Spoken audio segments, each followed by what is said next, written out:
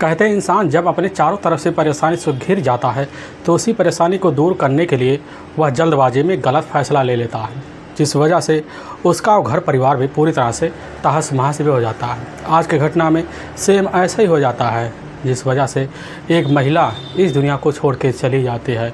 लेकिन जब लोगों के सामने सच्चाई निकल के आता है, इससे सुनने के बाद लोगों को अपने कानों पर यकीन भी नहीं होता है। आखिर क्या था आज की घटना में, आज की घटना में क्या हुआ, आज की घटना की आप पूरी तह तक सच्चाई जानने के लिए इस वीडियो को आप लास्ट तक ज़रूर देखिएगा। नमस्कार दोस्तों, मैं प्रदीप कुमार आपको इस टेढ़ी बात चैनल पे मैं स्वागत करता हूं। दोस्तों आज मैं आपसे एक छोटा सा रिक्वेस्ट करना चाहता हूं, क्योंकि आप अगर हमारे चैनल पर नए हैं तो आप एक बार जाकर आप हमारे वीडियो को ज़रूर से ज़रूर लाइक कर दीजिए और एक बार सब्सक्राइब का बटन ज़रूर दबा दीजिए, जिससे हम आपके बहुत आभारी हैं, क्योंकि यह वीडियो काफ़ी इम्पोर्टेंट होने वाला है ताकि लोगों तक पहुंचाया जा सके। आज की यह जो घटना है, यह घटना है मुंबई का, और ठीक उसी से लगभग 120 किलोमीटर दूर पड़ता है पुणे शहर, और उसी के पास चंदन नगर थाना पड़ता है, और ठीक उसी के करीब आनंदपाद इंदिरावाड़ी पड़ता है। मैं बात कर रहा हूँ 21 नवंबर 2018 का दिन होता है। सुबह का टाइम होता है, तो इंदिरावाड़ी सोसाइटी में काफ़ी सारे मकान होते हैं जो मंजिला मकान होते हैं, और उन्हीं बहुमंजिला मकान में काफ़ी सारे लोग लेते हैं जो नौकरी पेशे वाले व्यक्ति होते हैं। सुबह के टाइम सभी अपनी नौकरी पे निकलने के लिए तैयारी शुरू कर देते हैं। कुछ व्यक्ति निकल जा चुके होते हैं, कुछ व्यक्ति वहीं खड़े होते हैं। तभी उन्हीं के कानों में एक सोसाइटी के एक मकान में से काफ़ी तेज़दार गोली चलने की आवाज़ आती है। वो आवाज़ सुनते लोग काफ़ी अचंभे में पड़ जाते हैं, और जब ही सुनते हैं तो वह उसी सोसाइटी के उसी मकान की तरफ भागते हैं। देखते हैं कि वह तो हमारे सोसाइटी का रहने वाला है, ब्रजेश भाटी। उसी के मकान में काफ़ी ज़ोर से आवाज़ आ रही है। वहाँ के लोग जैसे सुनते उसी मकान की तरफ बढ़ते हैं, देखते उसी मकान में काफ़ी अफरा तफरा मच गई है। वह मकान जो होता है 3 मंजिला इमारत होती है, जिसमें उसी मकान में ब्रजेश भाटी और उसकी पत्नी होती है एकता भाटी। एकता भाटी की उम्र होती है 26 साल और ब्रजेश भाटी की उम्र होती है 29 साल। ब्रजेश भाटी के टोटल 3 बच्चे होते हैं। उन्हीं फ्लैटों में वह किराए का जो होता है फ्लैट लेकर रह रहे होते हैं। उनके पास टिफ़िन पैकिंग का एक बिजनेस होता है। बिजनेस काफ़ी बेहतर तरीके ढंग से चल रहा होता है। नीचे वाले जो मकान होता है, उसी मकान में वह कारखाना खोल रखे थे, उसी में टिफ़िन पैकिंग करते थे। और तभी जैसी आवाज़ आती सुबह के टाइम, तो लोग जाते हैं और उसी मकान में घुसते हैं। जैसे जीने के सहारे चढ़ना शुरू कर देते हैं, तो एक व्यक्ति देखता है कि वहाँ पर ब्रजेश भाटी की पत्नी एकता भाटी लहूलुहान अवस्था में पड़ी हुई है। और नज़ारा देखते हुए समझ जाते हैं एकता भाटी के शरीर पर काफ़ी सारे गोलियां दागी गई हैं। वहाँ के लोग इकट्ठा हो जाते, इकट्ठा होने के बाद तुरंत अपने नज़दीकी सरकारी अस्पताल में एम्बुलेंस के द्वारा वहाँ पहुँच जाते हैं। डॉक्टर जैसे ही देखते हैं तुरंत ही एकता भाटी को मृत घोषित कर देते हैं। वहाँ के डॉक्टर के द्वारा इसकी सूचना चंदन नगर पुलिस थाने में दी जाती है। वहाँ के थाना प्रभारी राजेंद्र मलिक जैसी खबर पाते तुरंत ही अपने डबल टीम को लगाते हैं। लेने के बाद इस मामले को काफ़ी संज्ञान से लगते हैं। तुरंत ही अपने से बड़े अधिकारी को खबर देते हैं, साथ में फोरेंसिक टीम को भी खबर देते हैं, क्राइम टीम को भी खबर देते हैं, ताकि घटनास्थल पर जल्द से जल्द सभी टीमें पहुंच जाए। कुछ ही मिनट का सफ़र तय करके अब वहां राजेंद्र मलिक अपनी टीम सहित पहुंच जाते हैं। देखते हैं उसी सोसाइटी में काफ़ी ज़्यादा भीड़ लगा हुआ है। लेकिन जब उस मकान की तरफ जाते हैं कि देखते हैं कि वहाँ मकान की तरफ तो काफ़ी सन्नाटा पसरा हुआ है। तभी उनको पता चल जाता है कि यहाँ जो हो तो वह घटना हो चुका है, और यहाँ पर एकता भाटी की घटना स्थल पर ही मौत हो चुकी है, और उनके बॉडी को अपने नज़दीकी सरकारी अस्पताल में ले जाया गया है। और राजेंद्र जैसी खबर पाते हैं तुरंत ही उसे सरकारी अस्पताल में पहुंच जाते हैं। देखते हैं कि वहां पर एकता भाटी के पूरे परिवार वाले चीख चिल्ला रहे होते हैं। वहां पर एकता भाटी का अपना पति खड़ा होता है, विजेंद्र भाटी भी वहीं पर दहाड़ी मार कर चीख रहा होता है। विजेंद्र भाटी से पुलिस वहां पूछताछ शुरू कर देती है। विजेंद्र भाटी पुलिस के सामने कहना शुरू कर देता है, साहब सुबह का टाइम होता है, उसी बीच हम अपने पूरे परिवार के सहित नीचे वाले जो मकान होता है उसी में टिफ़िन पैकिंग कर रहे थे, क्योंकि हमारा टिफ़िन पैकिंग का काम होता है। लेकिन उसी बीच हम रोज़ आए दिन वहाँ चाय पीने के लिए पूरा परिवार इकट्ठा होता है। हमारी पत्नी दूसरे मंजिल पर चाय लेकर उतर ही रही थी, लेकिन अचानक उसके सामने किसी ने ज़ोरदार गोलियां चलाना शुरू कर देते हैं और उसी के ऊपर गोलियां चला देते हैं, जिसकी वजह से हमें लग रहा घटनास्थल पर ही हमारी पत्नी एकता भाटी की मौत हो चुकी होती है, लेकिन अपने दिल को तसल्ली देने के लिए अपने दिल के सरकारी अस्पताल में ले आते हैं। पता चलता हमारी पत्नी के यहाँ पर मौत हो गई है। पुलिस वहाँ पर विजेंद्र भाटी की सारी बात सुन लेती है। सुनने के बाद पुलिस की टीम मौजूद होती है। वहीं पर एकता भाटी की बॉडी को वहीं तुरंत पोस्टमार्टम के लिए मोर्चरी में भिजवा देती है। इधर पुलिस टीम तुरंत ही घटनास्थल पर पहुँच जाती है, घटनास्थल का मुआयना करना शुरू कर देती है और उसी मकान में जाती है जहां पर इस घटना को अंजाम दिया गया होता है। पुलिस उस घटना को काफ़ी ध्यान से देखती है। तभी मौके पर क्राइम ब्रांच टीम भी पहुंच जाती है और फोरेंसिक टीम भी पहुंच जाती है। सभी लोग अपना अपना साक्ष्य जुटाना शुरू कर देते हैं। इसी बीच दीवार पर देखा जाता है कि एक गोली दीवार पर लगी हुई पड़ी होती है और नीचे एक खाली कारतूस पड़े होते हैं। पुलिस उन सबको अपने कब्जे में लेती है। कब्जे में लेने के बाद इस मामले को वहां संज्ञान से लेने के बाद अपने इस अधिकारी को दोबारा सूचना कर देती है ताकि इस मामले को जल्द से रफा दफा किया जाए। और पुलिस उसी समय इस मामले की जांच पड़ताल करने के लिए सबसे पहले एक इमरजेंसी मीटिंग बुलाती है। इमरजेंसी मीटिंग जो होता है पुलिस थाने में जाकर पूरी तरह से सफल हो जाता है और उन्हीं के द्वारा एक टीम बना देती है। उसी टीम के तहत जो होता है उन हत्यारों को पकड़ने के लिए पुलिस की टीम लग जाती है। काफ़ी खबरें भी लग जाती है कि जल्द जल्द पकड़ा जा सके, कि हो सकता है हत्यारे अभी इसी इलाके में होंगे। और पुलिस की टीम खबरियों को लगा देती है। खबरी जाते हैं उधर साथ में एकता और उधर उसके जो पति होता है ब्रजेश भाटी के परिवार वालों से कुछ पूछताछ करती है। आस पड़ोस के लोगों से पूछताछ करती है। तभी आस पड़ोस के लोगों से पूछताछ जब करती है तो एक चौंकाने वाली बात पता चल जाता है कि आखिर में इनके घर में एक महिला आई हुई थी जो दिल्ली की रहने वाली होती है। इनके घर में आने के बाद इनकी पत्नी एकता भाटी से काफ़ी झगड़े तकरार की थी। हो सकता उसी का उसके पति से कुछ लेना देना हो, लेकिन खबरें लग जाते हैं इस मामले को और गहराई से जांच पड़ताल करने के लिए। उनके सामने काफ़ी चौंकाने वाली बात आ जाती है और इसी शक के बिना पर वहां जाते हैं। पूरे सामने सबके सामने आप बात रख देते हैं। जितने भी इंस्पेक्टर होते हैं सभी इनकी बात सुनते हैं। सुनने के बाद इस केस को तुरंत ही उसी दिशा से पड़ताल शुरू कर देते हैं। तभी पता चल जाता है कि आखिर में जो ब्रजेंद्र भाटी है उसका जो असल में लेन देन होता है वह दिल्ली से होता है। मूल निवास तो दिल्ली में होता है, लेकिन वहाँ पर एक लड़के के साथ उसका अफेयर चल रहा होता है। उसी लड़की से उस दिन उसका कुछ झगड़े तकरार हुए थे। तभी पुलिस का जो शंका होता है जाकर उसी दिल्ली वाले इलाके से जुड़ जाता है। पुलिस सोच बैठती है कि आखिर हो सकता अपराधी दिल्ली के होंगे। इसीलिए पुलिस उस घटनास्थल पर आती है। वहाँ जितने भी CCTV फुटेज लगे होते हैं सबको अपनी निगरानी में लेती है। वहाँ काफ़ी टीमों को द्वारा उसको चेक किया जाता है। जब चेक किया जाता है तो पता चलता सुबह के टाइम लगभग वही 8 बजे के आसपास टाइम एक मोटरसाइकिल आता है। उसी पे 2 व्यक्ति बैठे हुए थे। लगभग एक उम्र देखने में लग रहा था वही 40 से 45 साल के बीच, लेकिन एक उम्र जो होता है लग रहा देखने में 18 से 22 साल के बीच लग रहा होता है। पुलिस जब इस केस को और उस फोटो को देखती केस के तहत तो काफ़ी समझ बूझ जाती है कि लग रहा इस मामले को काफ़ी साथी तरीके से अंजाम दिया गया होता है। लेकिन नंबर भी नहीं दिख रहा था और ना ही उस व्यक्ति का चेहरा दिख रहा होता है। पूरी तरह से कपड़े से ढके पड़े होते हैं। पुलिस लेकिन उसी CCTV फुटेज के तहत आगे वाले CCTV फुटेज देखना जारी कर देती है। लगभग 2 किलोमीटर तक का फुटेज देखना शुरू कर देती है। काफ़ी टीमें लग जाती है। तभी पुलिस के सामने एक CCTV फुटेज आता है। वह CCTV फुटेज जो निकल के आता है लगभग वहाँ से 2 किलोमीटर दूर पड़ता है बड़ा गाँव के शेरी पार्क। वहीं पर एक मोटरसाइकिल खड़ा करते हैं व्यक्ति।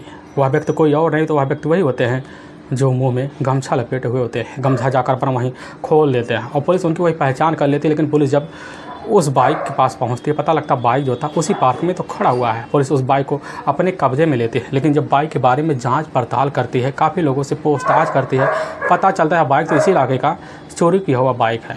पुलिस जो होती है उस बाइक के द्वारा जो होता है उस व्यक्ति को पहुँचना चाहती है, लेकिन पुलिस को कोई सुराग नहीं मिलता है। लेकिन पुलिस को अंदाज़ा हो जाता है कि आखिर दोनों 2 अपराधी होंगे। दोनों अपराधी इसी दिल्ली की तरफ फ्लाइट पकड़ने के लिए ऐसे होता है रेलवे स्टेशन पे ज़रूर गए होंगे। पुलिस वहाँ काफ़ी लोगों को अलर्ट कर देती है और फोटो जो होता है उसी CCTV फुटेज के आधार पर काफ़ी थानों में काफ़ी लोगों के पास सेंड कर दिया जाता है ताकि जल्द जल्द इन दोनों को अपने कस्टडी में लिया जा सके। पुलिस इधर तलाशी करती है, लेकिन तलाशी करते करते लगभग शाम का वक्त हो जाता है। लेकिन शाम को वही लगभग 5 बजे के आसपास टाइम होता है। कुछ खबरें होते हैं वहाँ के थाना प्रभारी के पास आते हैं, कहने लग जाते हैं कि साहब असल में जिस व्यक्ति का फ़ोटो वह उसमें CCTV फुटेज में देखा गया था वह दोनों व्यक्ति जो होते हैं पता चला है कि हमारे इसी पूरे स्टेशन से दिल्ली जाने के लिए झेलम एक्सप्रेस पकड़ने वाले हैं। झेलम एक्सप्रेस में लगभग 5 बजे यहाँ से रवाना होने वाली है। अब पुलिस को जैसे यह खबर लगता तुरंत ही उसी फोटो को लेकर वहाँ लेकर रेलवे स्टेशन में दौड़ जाती है। वहाँ पहुँचते काफ़ी टीम भी जाते हैं, सभी लोग बेच जाते हैं और उस व्यक्ति का तलाशी करना शुरू कर देते हैं। काफ़ी खोजबीन करते पता चलता है 10 मिनट बाद झेलम एक्सप्रेस छूटने वाली है। पुलिस वहाँ सादे पोशाक में होती है। तलाशी करना शुरू करते, लेकिन जैसे ही 5 मिनट का वक्त बचता है उसी बीच फ़ोटो के द्वारा 2 व्यक्ति को पहचान कर लिया जाता है। दोनों व्यक्तियों का फ़ोटो और उस व्यक्ति से मैच कर जाता है। पुलिस के पास पहुँचते तुरंत ही उसका हाथ पकड़ लेती है और उससे तुरंत उसका ID प्रूफ मांगती है।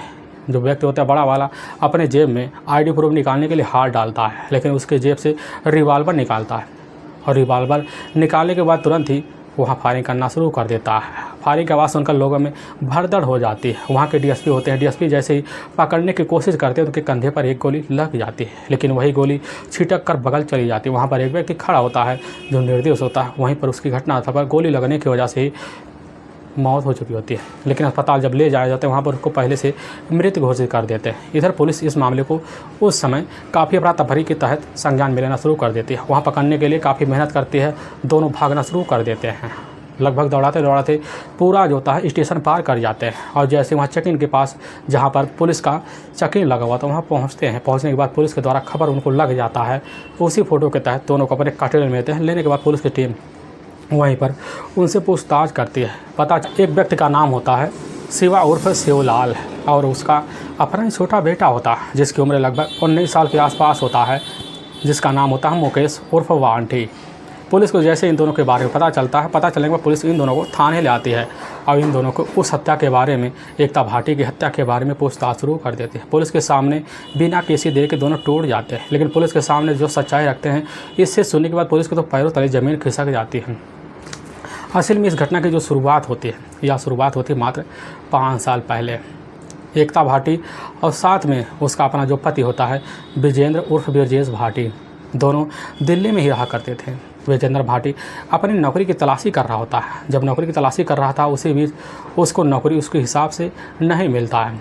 जब नहीं मिलता है काफ़ी अपनी ज़िंदगी से हैरान हो जाता है। उधर उसकी जो पत्नी होती है साथ में एकता भाटी उसी के घर में उसी के साथ रहा भी करती थी। दोनों की ज़िंदगी तो अच्छे से बीतने लगता है, लेकिन जब लगने लगता है कि 3 बच्चे के होने के बाद विजेंद्र भाटी को हमारा परिवार चलने वाला नहीं है तो सोचता क्यों ना कोई अपना बिजनेस खोला जाए। इसी बिजनेस की तलाशी में वह जो होता है इंटरनेट की दुनिया में खो जाता है। गूगल पर काफ़ी नौकरी की तलाशी करता है, काफ़ी बिजनेस की तलाशी करता है। ऐसे तलाशी करते लगभग कुछ दिन का वक्त बीत जाता है। तभी जब गूगल का तलाशी कर रहा होता है उसी में एक ID निकलता है। उसी ID से एक लड़की का नंबर निकल के आता है। वह लड़की कोई और नहीं होती है जिसका नाम होता है संध्यापुरी। जो संध्यापुरी जो होता है उसी दिल्ली के ही सटे हुआ एक इलाका पड़ता है, वहीं के रहने वाली होती है। जैसे इधर विजेंद्र भाटी को उस लड़के का नंबर मिलता है तुरंत ही उस लड़के से बात करना शुरू कर देता है। पता चलती हुआ जो लड़की होती है इधर संध्या जो होती है काफ़ी पहुंची हुई होती है, लेकिन अभी तो अनमैरिड होती है। इधर जो होता है जब उससे बात करना शुरू कर देता है विजेंद्र भाटी तो उससे जो तक कह देता कि अभी तक हमारी शादी नहीं हुई है, अभी तक हम भी लड़की की तलाशी कर रहे हैं। लेकिन उधर जो होता दोनों के बीच दोस्ती भी हो जाती है। दोस्ती का सिलसिला चलने लगता है कि दोनों के बीच धीरे धीरे प्रेम प्रसंग भी चल जाता है और प्रेम प्रसंग का जो सिलसिला होता है बेधड़क बढ़ना शुरू हो जाता है। संध्या पूरी जो होती है काफ़ी पहुंची हुई होती है, काफ़ी हैसियत वाली होती है, यहाँ तक कि वह लखपति भी होती है। इसके बावजूद अपने माता पिता के साथ संध्या जो होती है अच्छी ज़िंदगी जी रही होती है। वह भी सोचती है हमें अच्छा सा लड़का मिल जाए तो अपनी ज़िंदगी बिताएंगे। लेकिन संध्या को जैसे पता लगता है यह जो था विजेंद्र काफ़ी पहुंचा हुआ है, अच्छा भी है, कमाता खमाता भी है, तो इसी बीच उससे शादी का प्रस्ताव रख देती है। जब रख देती है विजेंद्र जो होता तुरंत ही शादी के लिए हामी भर देता है।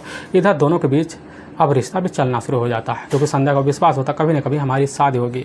अब इधर विजेंद्र अपने मौके का फ़ायदा उठाना शुरू कर देता है। वह जान जाता है कि संध्या जो ही पहुँची हुई लड़की हैसियत वाली है, उससे काफ़ी ज़्यादा पैसे की मांग करता है, अपने परिवार का खर्चा उसी से चलाता है, यहाँ तक कि उसकी गाड़ी भी ले लेता है।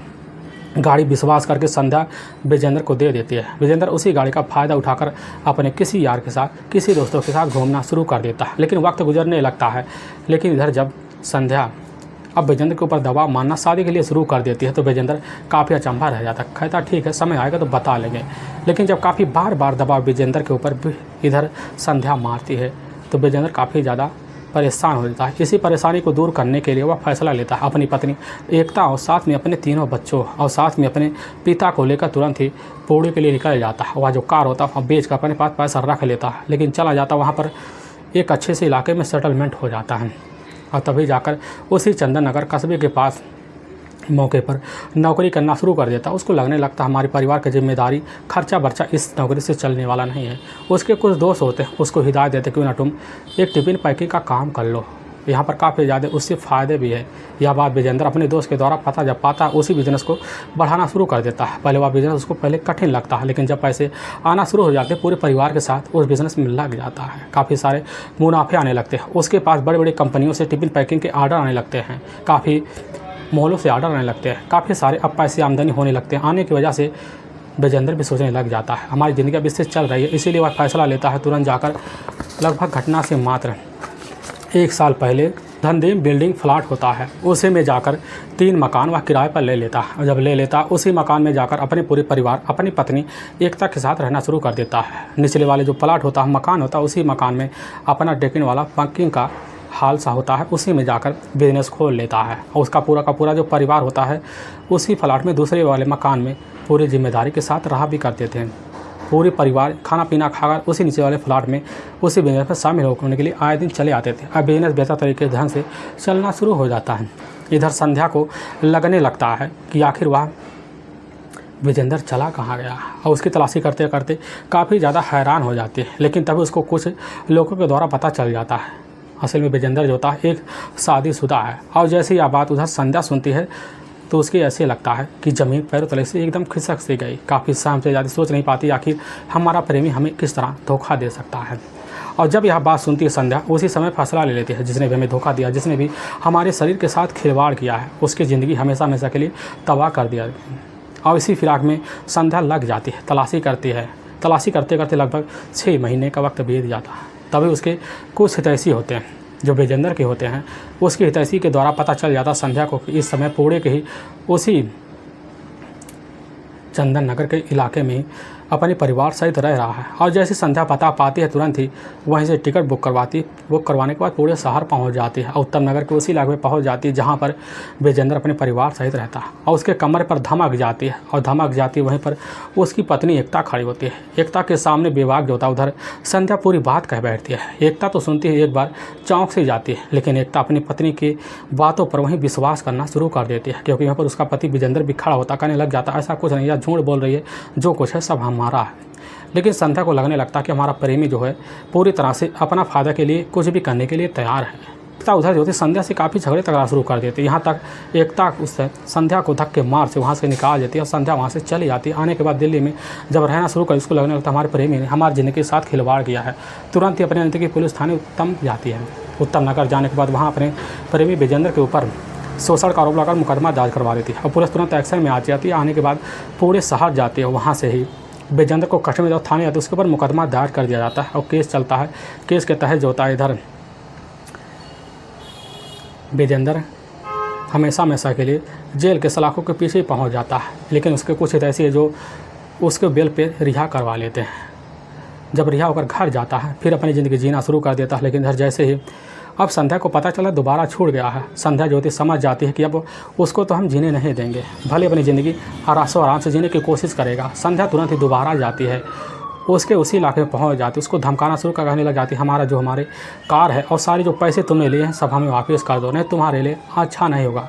उसका पूरा परिवार एक हो जाता है और संध्या के ऊपर टूट पड़ता है। एकता भी टूट पड़ती है। एकता यहाँ तक कि संध्या की काफ़ी ज़ोरों से पिटाई कर देती है। संध्या तुरंत ही बाहर आती है। आने के बाद फैसला ले लेती है कि इस एकता को तो हमेशा हमेशा के लिए हम दुनिया से हटा देंगे और यह ना रहेगी ना हमारे बीच कोई आएगा। तुरंत ही वहाँ संध्या फैसला लेकर अपने घर आती है। आने के बाद अपने कुछ हितैषी संध्या मिलती है, उनसे जानना चाहती है आखिर हमारी इस घटना को अंजाम देने के लिए कौन हमारे साथ खड़ा होगा। तभी उसको पता चलता है राजस्थान के रहने वाले पाली शहर पड़ता है, वहीं के रहने वाले शिवलाल उर्फ शिवा होते हैं और उनका अपना बेटा होता है मुकेश जो यहीं दिल्ली में रहते हैं। शिवलाल से जाकर उधर संध्या मिल जाती, सारी बात बताते। शिवलाल जो होता है एक अपराधी किस्म का होता है, काफ़ी घटनाओं को अंजाम दे देता, वहाँ तक कि काफ़ी जेल के सलाखों की हवा भी खा चुका होता है। शिवलाल जैसे संध्या की बात सुनता है तो उससे कुछ पैसे की डिमांड करता है। संध्या उसके पैसे की जो डिमांड होता है पूरी कर देती है और उसको शिवलाल को पूरा मामला बता देती है कि आखिर तुमने घटना का अंजाम कैसे देना है और किस तरह देना है ताकि हमारा नाम भी ना है। शिवलाल सुनता है, तुरंत ही संध्या की बात मान लेता है और इधर शिवलाल अपने बेटे मुकेश को साथ लेता है। साथ लेने के बाद 19 नवंबर 2018 को ही उधर चंदन नगर पहुंचता है, पूरे शहर में पहुंच जाता है। पहुंचने के बाद जब चंदन नगर में पहुंच जाता है तो वहां पर एक किराए का कमरा लेता है। उसी कमरे में अपने बेटे मुकेश के साथ रहना शुरू कर देता है और दोनों मिलकर जो होता है वह जाते हैं आनंद पार्क इंदिरावड़ी में रहने वाले एकता भाटी और साथ में उसका जो पति होता है विजेंद्र भाटी दोनों का हर वक्त का नेकी रखना शुरू कर देते हैं। उनको पता चल जाता है कि इनके परिवार कब अलग होता है, कब कहाँ जाते हैं। जब इधर मुकेश और साथ में शिवलाल को दोनों पता हो जाता है कि इस घटना को अंजाम देने के लिए सही समय क्या है, अच्छे समय का इंतज़ार करते हैं। करने के बाद तभी 21 नवंबर 2018 का दिन होता है। वही सुबह का टाइम होता है। सुबह के टाइम में जैसे देखते हैं इधर विजेंद्र का पूरा जो परिवार होता है मौके पर नीचे उसकी जो पत्नी है ऊपर किचन में खाना बना रही होती है। चोरी छुपे इधर शिवलाल और साथ में मुकेश घर के अंदर दाखिल हो जाते हैं। दरवाजे के पीछे जाकर छिप जाते हैं। लेकिन जैसे ही उधर एकता भाटी दरवाजे से बाहर निकलती, जीनियों पर उतरती, उसी समय दरवाजे पर खड़ा होकर मुकेश और साथ में शिवलाल दोनों एक के बाद एक गोली चलाना शुरू कर देते हैं, जिसमें से 2 गोली जाकर एकता भाटी को सीने पर लग जाती है। वहीं से एकता भाटी दम तोड़ देती है और पीछे वाले दरवाजे से कूद कर शिवलाल और मुकेश दोनों फरार हो जाते हैं। और वहीं चोरी का बाइक लेकर खड़ा करके पहले से रख देते हैं। उसी पे जाकर शिवलाल और मुकेश दोनों बैठ जाते हैं। बैठने के बाद ले जाकर उसी पार्क में वह बाइक खड़े होकर और फरार हो जाते हैं। वह समझ जाते हैं इस एक घटना को अंजाम देने के बाद हम पूरे परिवार से सहित सेफ हो जाएंगे, अपनी ज़िंदगी में सोचते जी भी लेंगे। लेकिन पुलिस वहाँ की जो टीम होती काफ़ी मेहनत करती, उनकी मेहनत रंग भी लाती है। कुछ खबरों के द्वारा पता चल जाता है, उन्हीं के द्वारा इनको अरेस्ट भी किया जाता है। लेकिन वाकई में दोस्तों जब पुलिस के सामने शिवलाल और साथ में उसका जो बेटा होता है मुकेश पुलिस के सामने पूरी सच्चाई बयां करते हैं, इसे सुनने के बाद पुलिस को तो उनके कानों पर यकीन तो नहीं होता। लेकिन पुलिस की जो एक टीम होती है उसी समय जाती है दिल्ली में उत्तम नगर के पुलिस वालों से संपर्क करती है। उन्हीं के द्वारा उधर संध्यापुरी को वहीं उसके कस्टडी में ले जाता है। और कस्टडी में उसकी पुलिस की जो टीम होती है अपने थाने पूरे शहर ले आती है और इन्हीं तीनों को ले जाकर वहाँ के पूरे कोर्ट में पेश कर दिया जाता है। इधर मुकेश और शिवलाल और साथ में संध्यापुरी को तीनों के ऊपर काफ़ी गंभीर धारा मुकदमा दर्ज करके ले जाकर हमेशा के लिए जेल के सलाखों के पीछे भी डाल देते हैं। दोस्तों हमें इस घटना का सुनाने का उद्देश्य किसी को परेशान करना नहीं है और ना ही किसी के दिल को ठेस पहुंचाना है, बल्कि आपको यह बताना है कि आप जहां भी रहें आप सावधान और सतर्क जरूर रहें। दोस्तों अगर आपको यह वीडियो पसंद आ रहा तो इस वीडियो को आप ज़्यादा से ज़्यादा शेयर और सब्सक्राइब और लाइक ज़रूर करें, जिससे हम आपके बहुत आभारी रहेंगे। फिर मिलेंगे नेक्स्ट वीडियो लेकर, तब तक के लिए जय हिंद और जय भारत।